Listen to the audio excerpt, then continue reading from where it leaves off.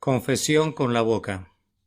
Sermón predicado la mañana del domingo 19 de julio de 1863 por el reverendo Charles Haddon Spurgeon en el Tabernáculo Metropolitano, Newington, Londres. Porque con el corazón se cree para justicia, pero con la boca se confiesa para salvación. Romanos capítulo 10 y versículo 10. Esta mañana, cumpliendo mi promesa, voy a predicar sobre la segunda parte de este versículo. Con la boca se confiesa para salvación. Lamento en cierta medida que no todos mis oyentes en esta mañana hayan estado presentes el domingo pasado, pues podrían imaginarse erróneamente que exagero la importancia de la confesión externa, pero si hubieran estado presentes cuando consideramos la primera fase, habrían visto que yo engrandecí la aseveración con el corazón se cree, y declaré que era lo esencial y lo más importante. Sin eso la confesión con la boca sería un pecado, una falsedad y un insulto atroz al Altísimo. Una circunstancia mitiga grandemente mis temores. Todos ustedes pueden leer ambos sermones a su mejor conveniencia, y así pueden comprobar por ustedes mismos cuán sinceramente me he esforzado para poner los dos deberes en su debido lugar, sin exaltar indebidamente al menor ni despreciar al mayor. Con la boca se confiesa para salvación. No ha de haber confesión con la boca allí donde no hay fe con el corazón. Profesar una fe que no se tiene equivaldría a convertirse en un comerciante falaz, que pretende mantener un negocio muy grande, pero sin tener inventarios, ni capital, y que únicamente obtiene su crédito por medio de falsas apariencias, y que por tanto es un ladrón. Hacer una profesión sin tener una posesión de la fe es ser una nube sin lluvia, un lecho de río que ha sido bloqueado con piedras secas y que está completamente desprovisto de agua. Es ser un actor de teatro que se contonea sobre el escenario con el nombre y los atuendos de un rey, para cambiarlos luego tras bastidores por la vestimenta de la pobreza y el carácter de la vergüenza. Es ser un árbol podrido o verde por fuera, pero internamente, como John Bunyan lo dijo vigorosamente, apta solo para servir de yesca para el yesquero del diablo. Estén alertas contra engañosas pretensiones cuando no haya nada que las respalde. Por sobre todas las cosas huyan de la hipocresía, apártense de toda mera pretensión, no profesen ser lo que no son, para que en el día en que Dios venga a escudriñar los secretos de todos los corazones no sean condenados como plata desechada, ni consumidos como escorias. La verdadera fe, allí donde existe, produce obras, y entre todas ellas una valerosa, constante y consistente confesión de Cristo. El hombre que no sea inducido a confesar con su boca para salvación, en el sentido contenido en el texto, no tiene fe. La fe sin obras es una raíz muerta que no produce botones ni da ningún fruto. Es un pozo que no tiene agua y que más bien está saturado de un vapor mortífero. Es un árbol doblemente muerto, arrancado de raíz, como algunos de esos monstruos del bosque que obstruyen la navegación en el río Mississippi y que forman prominencias sumergidas que han hundido a muchos excelentes barcos. La fe sin obras es una de las cosas más condenables fuera del infierno. Huyan de ella, pues recuerden que si profesaran tener una fe en Cristo y su conducta no fuera santa, acarrearían oprobio a la Iglesia de Cristo. Ustedes estarían crucificando de nuevo al Señor de gloria. Convertirían la verdad de Dios en una mentira y si estuviese en su poder harían de Dios el alcahuete de sus lascivias. De la misma manera que han de huir de una profesión sin fe, igualmente han de huir de una fe que no produzca una buena profesión que pueda ser expresada ante muchos testigos. Yo creo que la confesión mencionada en el texto comprende el todo de la vida cristiana. No creo que signifique el simple decir yo soy un discípulo de Cristo, o el sometimiento al rito ordenado por Dios, el Dios del bautismo.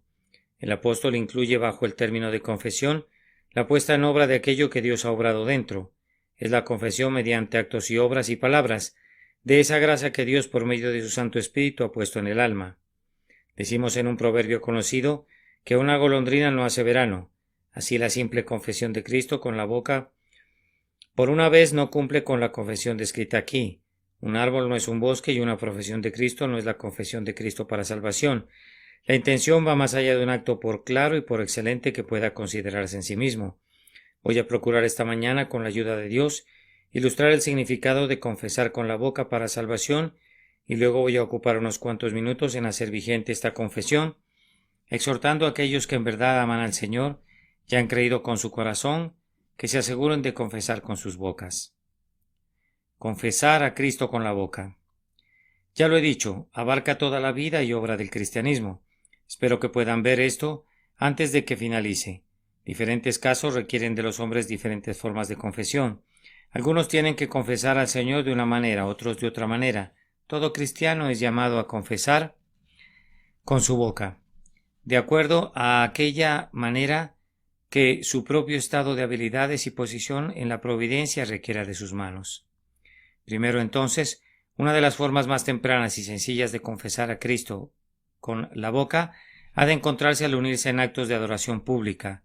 Muy pronto, casi tan pronto como las dos claras partes de la simiente de la mujer y de la serpiente eran discernibles, leemos: entonces los hombres comenzaron a invocar el nombre de Jehová. Quienes no temían a Dios se alejaron a sus diversas ocupaciones, mientras que los justos en el día séptimo se congregaban para orar y alabar y sacrificar.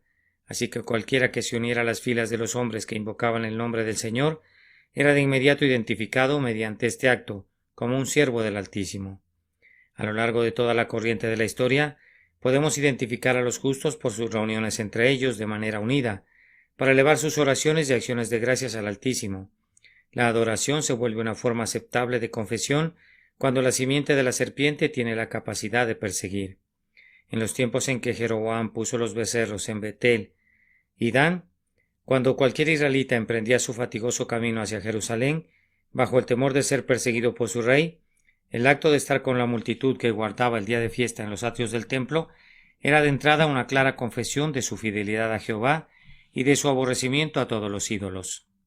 En los tiempos apostólicos, los creyentes perseveraban en la doctrina de los apóstoles, en el partimiento del pan y en las oraciones, donde se reunían 2 o 3 y especialmente donde se congregaba el mayor número para escuchar la predicación de la palabra, o con el propósito de partir el pan, la admisión de cualquier persona a esa reunión se volvía una confesión de su fe en el Señor Jesús, en cuyo nombre estaban reunidos. En los primeros días del cristianismo se podría haber visto un cuadro semejante a este. Si supiera cómo pintarlo, hay un arco de muy poca altura, es fétido y oscuro, como la boca de un sumidero, sobre el cual crece la zarza y de cuya base brota la ortiga y la venenosa belladona. Por allá viene una jovencita y agachándose mucho se inclina bajo el arco. En la densa oscuridad camina a tientas por varios metros. Nadie ha advertido su entrada. ¿Pudiste observar cómo miraba a su alrededor para evitar que algún centinela la percibiera? Oye una voz en los pasajes distantes. Esa voz la guía. Emerge a una cripta. Es una de las catacumbas ubicadas debajo de la ciudad de Roma. Una antorcha permite ver en la oscuridad. Tan pronto se aproxima a la asamblea, un hermano que sirve de vigía la observa. Le pide la contraseña. Es una persona de la casa de César, una noble doncella que ha escuchado el Evangelio de una esclava judía que le ayudaba y ha venido para unirse a esos ritos secretos que son practicados por los creyentes en los escondrijos y cuevas de la tierra. El hecho de que esté allí demuestra que es cristiana. No habría estado allí para adorar a Dios entre esos perseguidos a quienes la superficie de la tierra y el aire puro no podrían recibir. Ella no se habría degradado así para mezclarse con esos parias de la sociedad, esos que solo son considerados adecuados para ser presa de los sabuesos de Nerón. Su llegada al lugar para unirse en ese himno entonado a un tal Christus, para doblar sus rodillas solemnemente a esa oración silenciosa a Jehová y a su adorable Hijo, era una confesión. Ella no habría estado en esa reunión si no hubiese amado al Señor. Algo muy parecido ocurría en tiempos posteriores. Si un hombre iba para oír a Lutero, habrías esperado que fuera cristiano, y especialmente en Inglaterra, cuando los lodardos predicaban a un puñado de personas en alguna remota alquería, con un vigía afuera que les advertía de la llegada de los monjes. Habrías podido estar muy seguro de que quienes adoraban de esa manera cuando el castigo era la muerte, eran verdaderos discípulos del Señor. Además, en los días del glorioso pacto, cuando Cargill y Campbell abrían la Biblia y la leían a la luz de los relámpagos, mientras los dragones de Claverhouse husmeaban a su presa, habrías podido estar muy claro que aquel pastor con su perro o aquel joven heredero apoyado en su fusil o aquellas damas sentadas sobre el césped escuchando con ojos llorosos las palabras ardientes del líder de los Covenanters, firmantes del pacto escocés de la reforma religiosa, habrías podido estar seguro de que estaban por el Señor de los ejércitos y por su pacto, y por la verdad que es en Jesús, pues de otra forma no se habrían reunido allí en medio de los santos del Dios viviente a riesgo de sus vidas. Hoy sucede lo mismo con unos cuantos.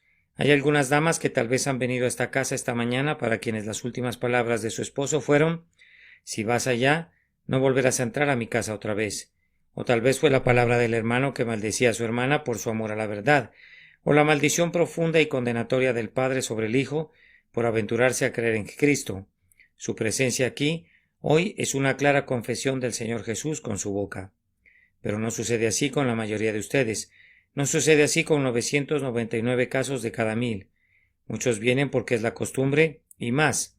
Yo espero porque siendo cristianos es su delicia venir siempre. Ellos no reconocen ninguna clara profesión de religión en el simple hecho de estar aquí, pues nos juntamos santos y pecadores, píos e impíos. Y si esta fuera la única profesión de religión que hayamos hecho, no cumpliría la intención de mi texto.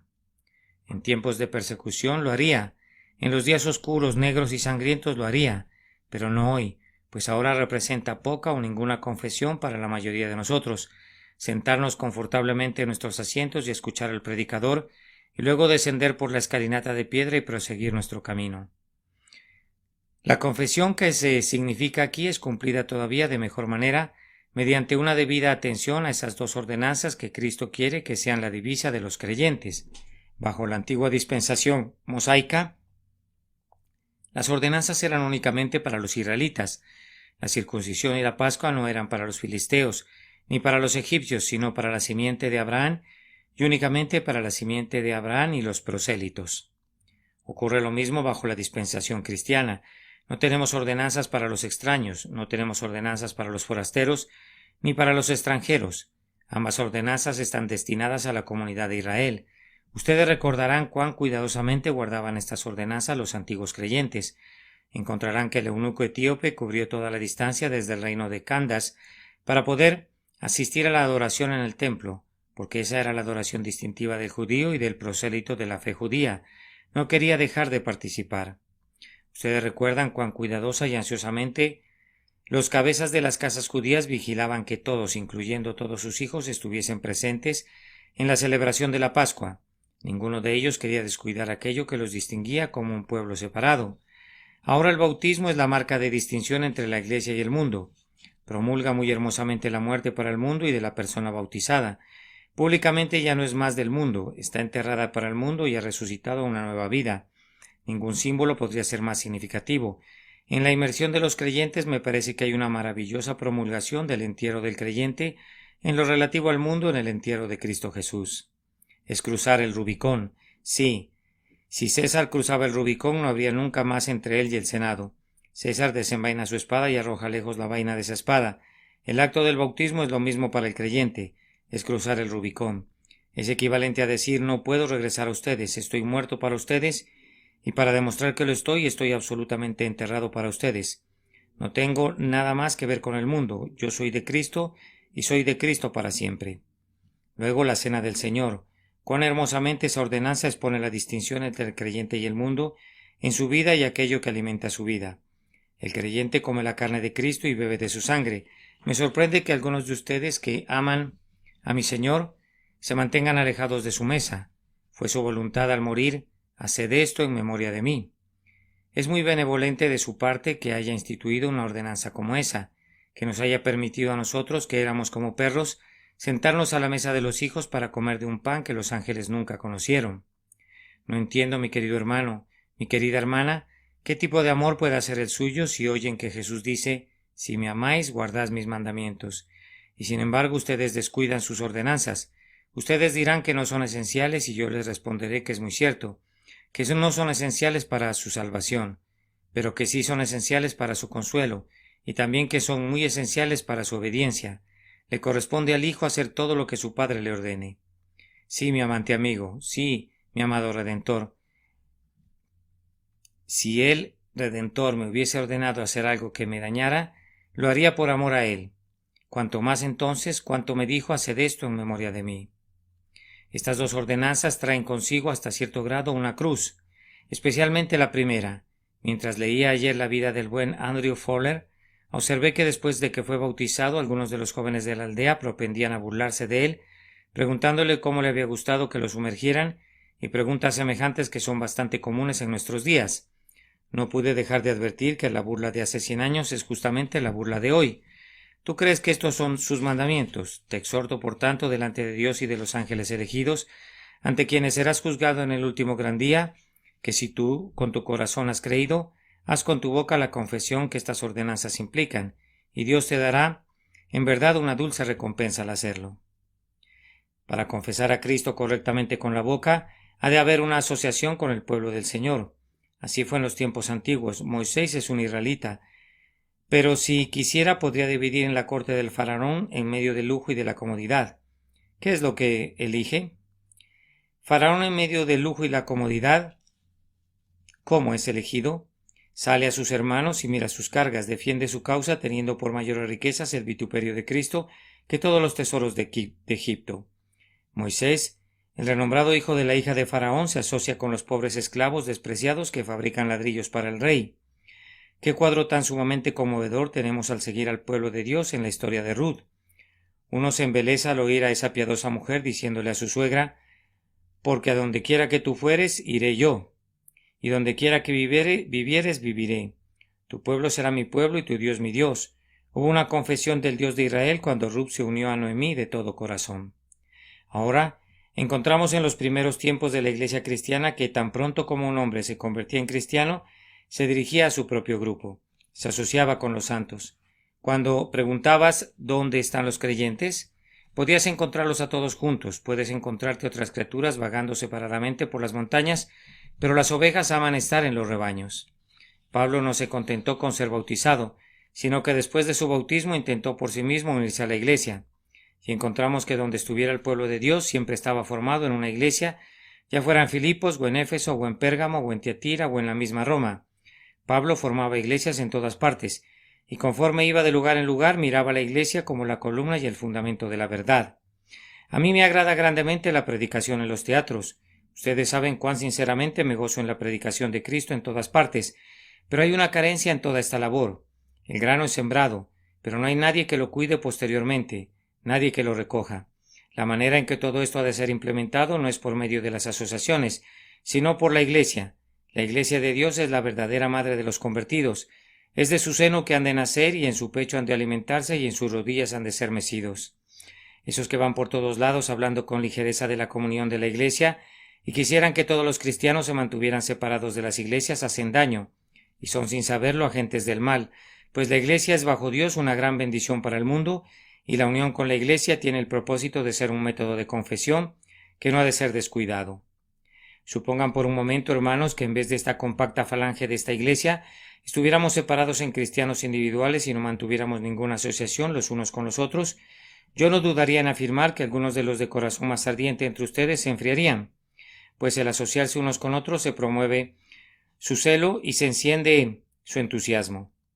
Los pequeñitos que están entre nosotros serían sometidos a no sé qué herejía peligrosa, ya que falsa doctrina, y también el hermano o la hermana más fuertes de aquí sentirían que sería una solemne pérdida si tuvieran que descontinuar la asociación con los hermanos y hermanas en Cristo que ahora los consuelan y fortalecen. Para algunos, la confesión con la boca conllevará el tomar la cruz en la familia.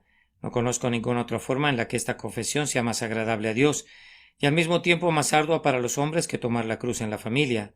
Pudiera ser que fueras el primer convertido de la familia y que frecuentes la casa de Dios mientras los demás siguen sus placeres en el día del Señor. Te pones a orar y en el momento en que te arrodillas en esa recámara, hay una risa que resuena en sus paredes. Hablas de Cristo y de las cosas divinas y el Padre y la Madre abren sus ojos, y todos los hermanos y hermanas tienen una mofa y un escarnio para ti. Tú me preguntarás qué deberías hacer.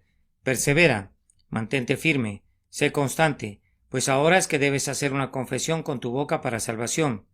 Yo no voy a creer que tu fe te salve a menos que ahora, sin ninguna duda, y al costo que fuese, aunque fuera a riesgo de perder el amor de tu padre y los cuidados de tu madre, dijeras de inmediato: no puedo evitarlo, lamento causarles una vejación, pero no puedo amar a mi padre o a mi madre más que a Cristo para no ser indigno de él. Tienes que estar dispuesto a renunciar a todo lo que te es cercano y muy querido. Lo que fuera, aunque lo amaras como a ti mismo y fuera tan precioso como tu propia vida, debes renunciar a todo ello si se interpusiera en el camino en el que sigues a Cristo Jesús el Señor. Ah, bien, dirá alguno, esto es muy duro. Sí, pero recuerda por quién lo haces. Es tu Redentor que dejó la corte de su Padre y se encarnó para poder ser uno contigo y extendió sus manos sobre la cruz y entregó su costado a la lanza. En verdad, todo aquello a lo que pudiera renunciar es una nimiedad comparado con aquello a lo que él renunció por ti. Hazlo alegremente, hazlo de inmediato. Joven amigo, no te aterres ni te alarmes ante las tribulaciones familiares que tienes que soportar. Pídele a Dios que te haga como uno de esos barcos acorazados, de tal forma que aunque te disparen sus más fieros dardos y los arrojen con la fuerza más tremenda, pasarán volando a tu lado sin hacerte daño, porque estás blindado con un valor invencible y con resuelta fe. El reino de los cielos es para ti como aquella antigua ciudad que había sido sitiada por largo tiempo, y no había ninguna esperanza de aliviar a los habitantes del lugar a menos que un barco pudiese entrar al puerto. Pero una gran cadena había sido extendida a todo lo largo. Ustedes recuerdan cómo el capitán, cuando el viento era favorable y la marea era alta, se lanzó contra esa cadena que cerraba el puerto, la rompió y entró navegando en el puerto. Así ustedes han de romper la cadena que amenaza con mantenerlos fuera del cielo. Pero pídanle a Dios que les dé mucha gracia, que sea como la marea, mucho del Espíritu Santo, que sea como un viento favorable, y si se lanzaran contra la cadena se romperá ante su valor y su determinación. Las pruebas provenientes de la familia son difíciles de aguantar. Una cruz viva es a menudo más severa de llevar que una cruz muerta, pero deben hacerlo, pues con la boca se confiesa para salvación. Esta confesión será muy aceptable si es hecha en tiempo de tentación. Cuando el joven José le arrebató su ropa la lasciva mujer de su amo, su respuesta fue: ¿Cómo pues haría yo este grande mal y pecaría contra Dios? La mujer habría podido responder: Dios, ¿qué sé yo de él? Conozco a Isis, entiendo el becerro de oro, pero no sé nada de Jehová. ¿Quién es? Hubo una valerosa y clara confesión de su fidelidad a Jehová, como una razón del por qué no podía pecar.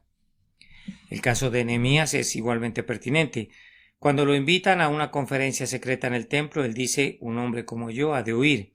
Él profesa su confianza en su Dios como una razón del por qué no puede ir ni por un momento actuar ignominiosamente.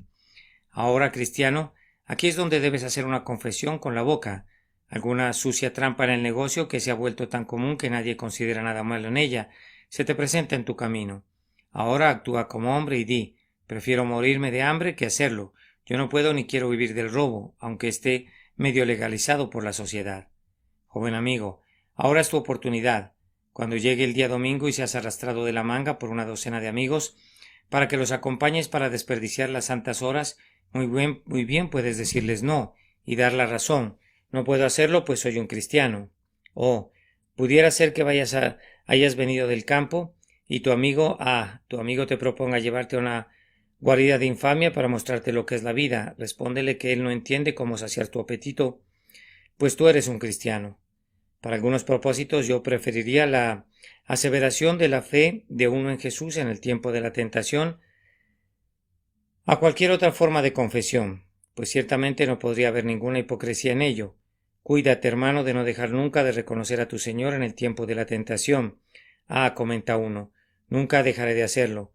No hables demasiado positivamente. Pedro negó a su Señor delante de una necia criada. Ten cuidado de no caer de igual manera.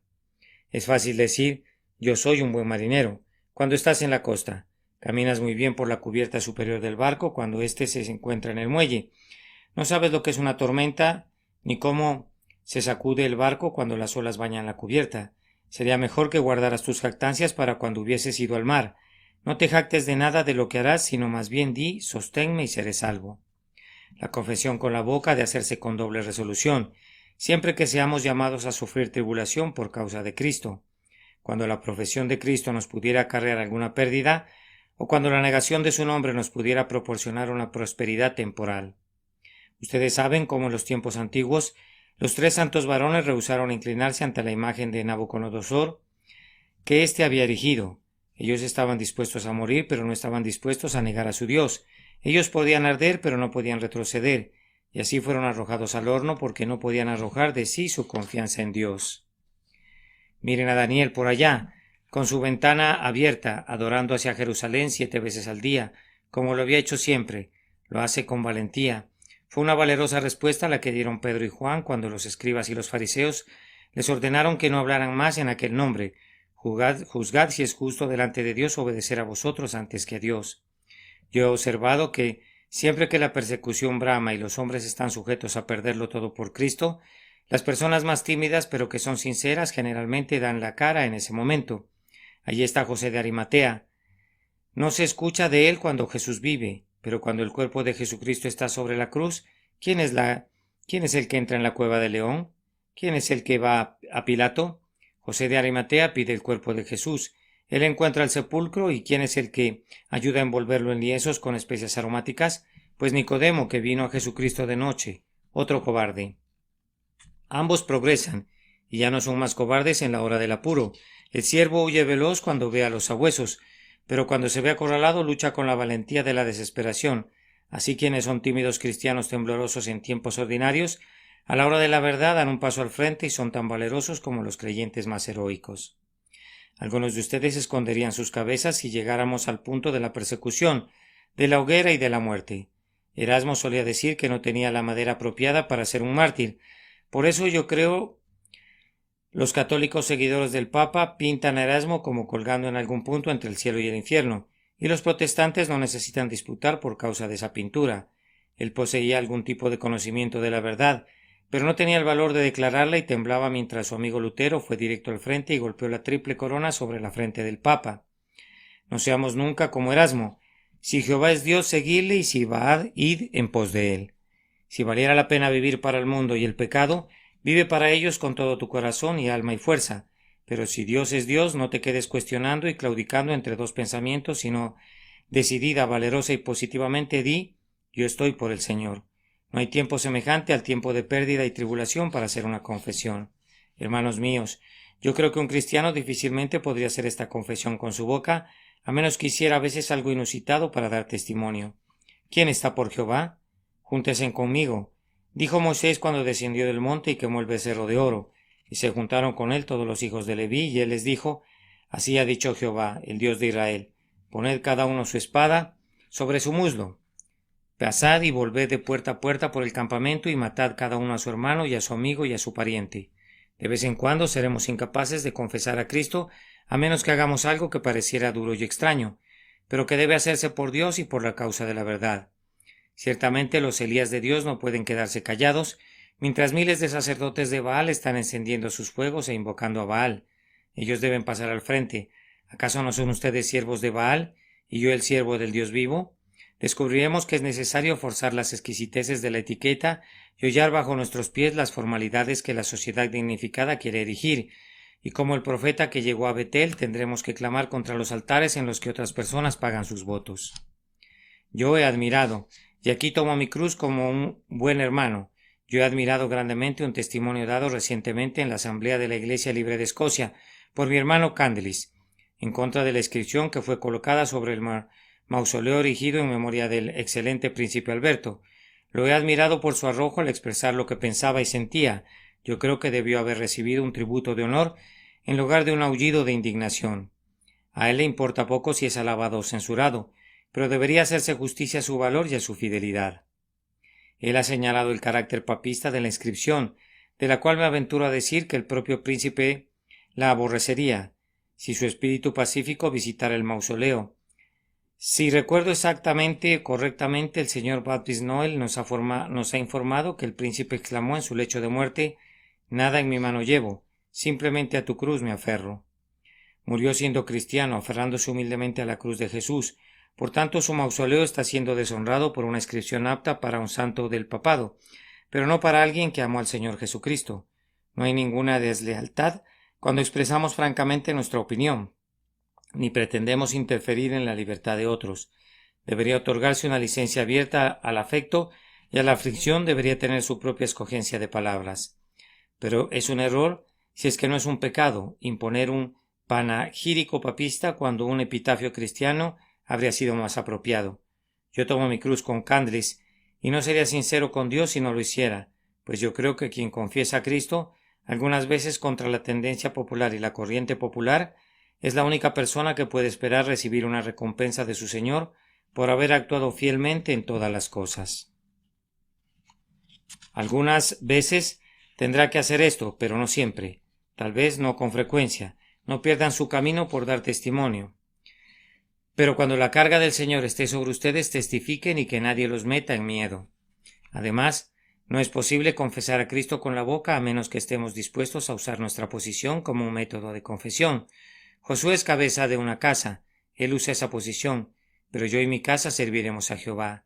Yo no puedo creer en su fe si ustedes no se preocupan de que Dios sea reconocido en su casa.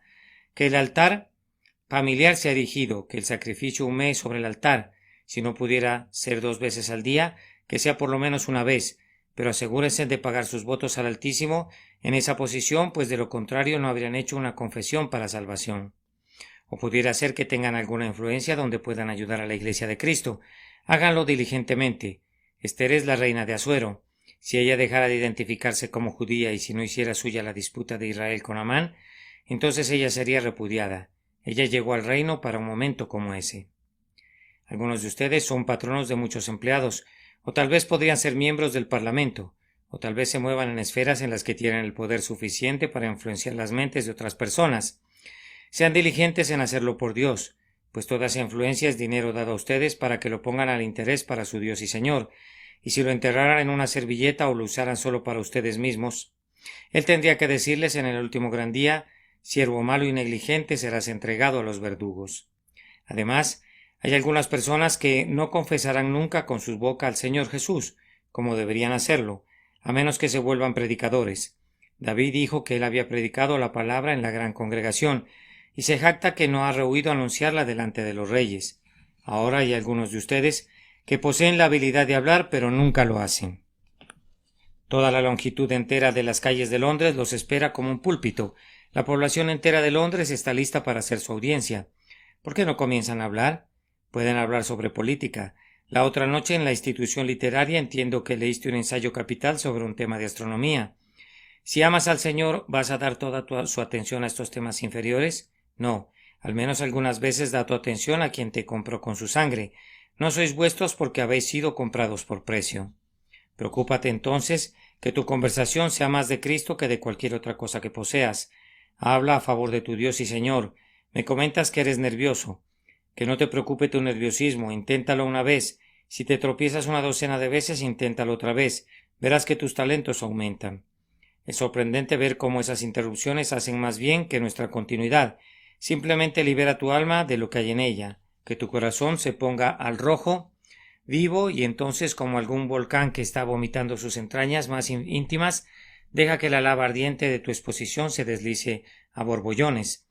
No te deben importar las gracias de la oratoria, ni los refinamientos de la elocuencia, sino expresa lo que conoces, muéstrale las heridas de tu Salvador, proclama su aflicción para que ella les hable, y será sorprendente cómo tu lengua tartamudeante se convertirá en un mejor instrumento porque tartamudea, pues lo necio del mundo escogió Dios para avergonzar a los sabios, y lo débil del mundo escogió Dios para avergonzar a lo fuerte, y lo vil del mundo y lo menospreciado escogió Dios, y lo que no es para deshacer lo que es. Ustedes pueden ver, hermanos, que esta confesión de Cristo con la boca es una obra de toda la vida. El cristiano debe ser alguien como un médico. Ustedes saben que consideramos al médico un hombre profesional. Bien, ¿cómo profesa el médico? Pues bien, hay una gran placa de bronce en su puerta y una gran campana, y todo el mundo sabe el significado de la placa de bronce y de la campana. Esa es parte de su profesión. ¿Qué más? ¿Cómo profesa ser él un médico? Él va con la gente y su vestido es como el de todos los demás. ¿No ves una caja de lancetas sujeta a su costado? ¿No observas que esté vestido con un traje particular? Es un médico y siempre es un médico, pero cumple su profesión por medio de su práctica. Esta es la forma en que la profesión de un cristiano ha de cumplirse, por medio de su práctica. El hombre es un médico profesionalmente, porque en verdad cura a la gente y escribe recetas, y satisface sus necesidades. Yo he de ser un cristiano en mis acciones, mis obras, mis pensamientos y mis palabras. Por tanto, si alguien necesita algún cristiano, yo debería ser reconocido por mis palabras y mis actos.